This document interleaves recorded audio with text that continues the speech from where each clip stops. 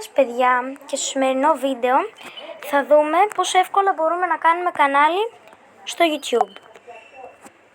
Αρχικά θα μπείτε στην εφαρμογή YouTube.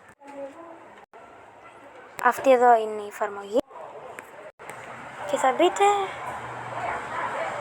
μέσα σε αυτήν. Και τώρα θα πατήσετε αυτό που λέει εσείς. Και τώρα πατήστε προβολή καναλιού. Αυτό είναι το πρώτο μου βίντεο. Και απλά τώρα πρέπει να κατεβάσετε την εφαρμογή X Recorder. Θα χρειαστεί. Ωραία. Και τώρα μπορείτε πολύ εύκολα να μπείτε εδώ. Και εδώ πέρα σας λέει συνολικά τι έχετε από αυτό το κανάλι.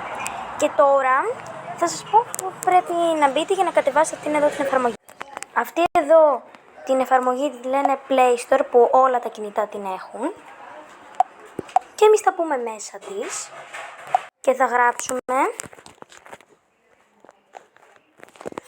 X Recorder. Αυτή εδώ είναι η εφαρμογή μας, εάν κάποιος δεν τη βλέπει.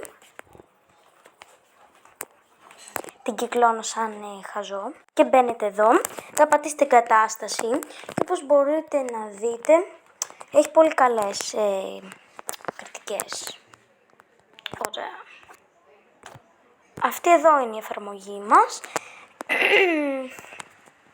Ευχαριστώ για την παρακολούθηση αυτού του βίντεο. Αν σας άρεσε αυτό το βίντεο, πατήστε like, εγγραφή και κουδουνάκι για να ειδοποιήσετε για κάτι καινούριο βίντεο που ανεβαίνει. Αυτό είναι το πρώτο μου. Goodbye!